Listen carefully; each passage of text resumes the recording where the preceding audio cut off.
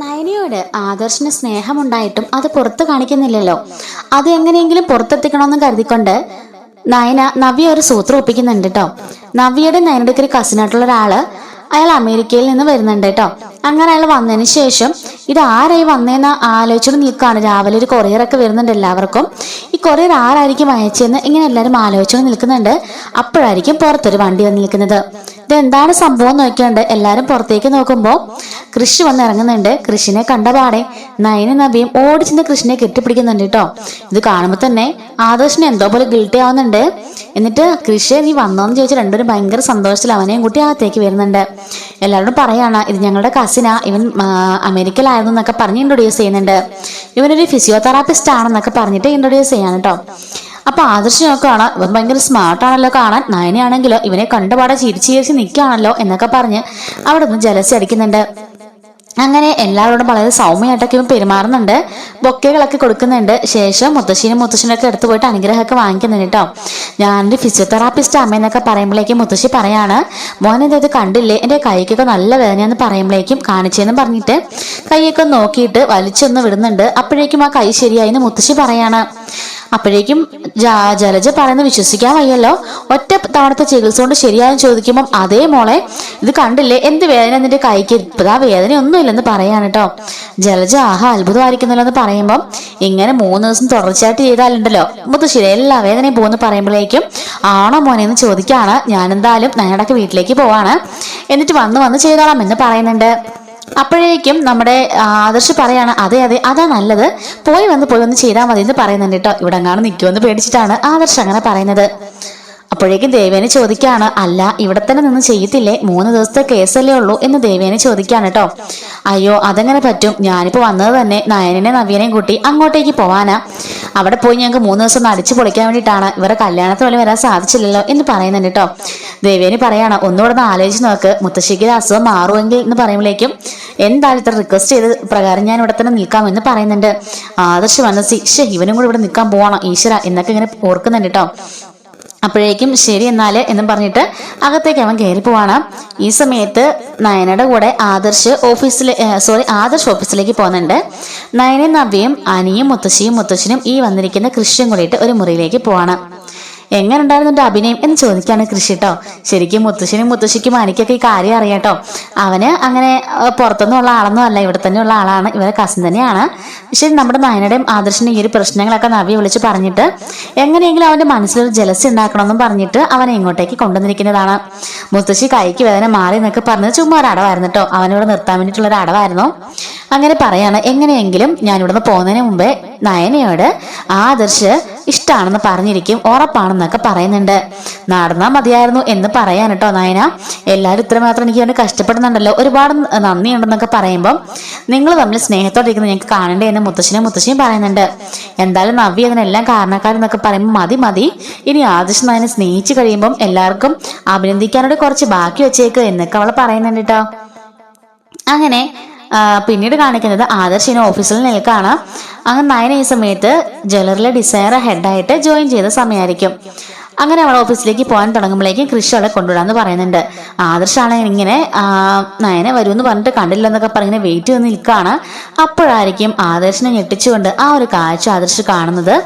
കൃഷിന്റെ വണ്ടിയിൽ ബൈക്കിന്റെ പുറകിലായിട്ട് കൃഷ്ണേനെ കെട്ടിപ്പിടിച്ചിരുന്ന് നയന വരുന്നുണ്ട് കേട്ടോ. അപ്പൊ പാട്ടൊക്കെ തമിഴിൽ പ്ലേ ചെയ്യുന്നുണ്ട്, നല്ല രസമാണ് അത് കേൾക്കാനും. അവരുടെ വരും ആദർശിന്റെ ആ ഒരു ഗിൽട്ടി ഫീലും ആ ഒരു പോസസീവ്നെസ് ഒക്കെ കാണാൻ തന്നെ നല്ലൊരു ഭംഗിയായിരിക്കും. അങ്ങനെ ആദർശ് നോക്കി നിൽക്കെ അവന്റെ കയ്യിൽ പിടിച്ചുകൊണ്ട് ബൈക്കിൽ നിന്നൊക്കെ ഇങ്ങനെ ഇറങ്ങി വരികയാണ്.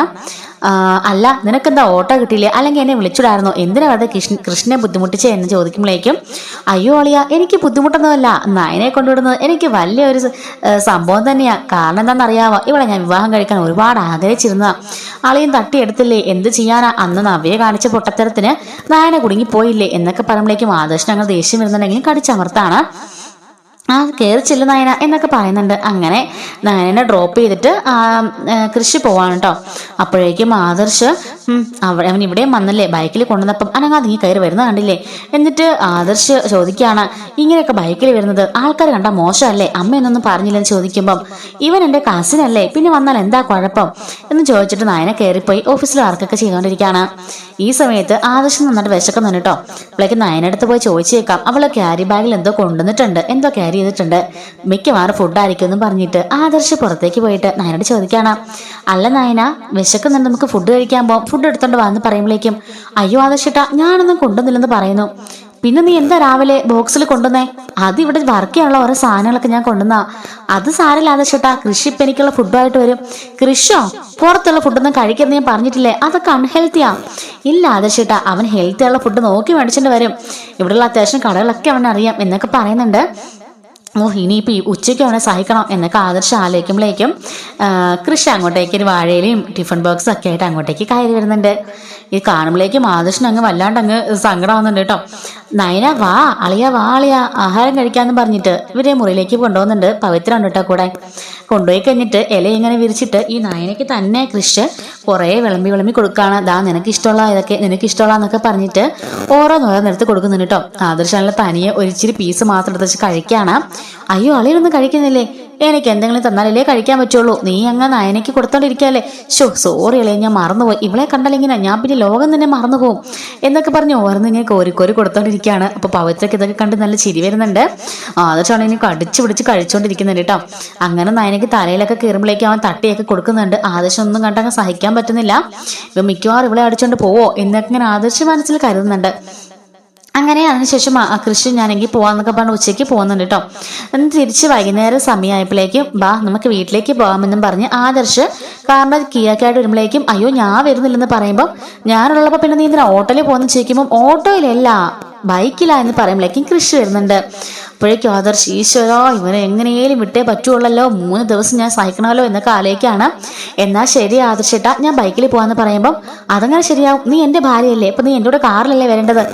അതെന്താ ആദർശേട്ടാ അങ്ങനെ ചോദിക്കുമ്പോൾ അല്ല ഭയങ്കര വെയിലല്ലേ, നീ ബൈക്കിനൊക്കെ പോകാമെന്ന് ചോദിക്കുമ്പം അല്ല നിനക്കിഷ്ടം ബൈക്കാണോ കാറാണോ എന്ന് ചോദിക്കുമ്പോഴേക്കും എനിക്കിഷ്ടം ബൈക്കാന്ന് പറഞ്ഞിട്ട് പെട്ടെന്ന് നയന അവളുടെ പുറകെ ചാടിക്കയറാൻ തുടങ്ങുമ്പോഴേക്കും ആദർശ് അല്ലല്ല കൃഷി ഞാൻ ബൈക്ക് എടുക്കാം, നീ കാർ എടുത്തോന്ന് പറയാണ്. ഓക്കെ എങ്ങനെയാണല്ലോ എനിക്ക് കുഴപ്പമില്ല എന്ന് പറഞ്ഞിട്ട് അവൻ കാർ എടുക്കാൻ പോവാണ്. അപ്പോഴേക്കും നയനെ പറയാണ് അതെ ബൈക്ക് ഞാൻ ഓടിക്കാം, ആദർശേട്ടൻ പുറകെ ഇരുന്നാൽ മതി എന്ന് പറയുന്നുണ്ട്.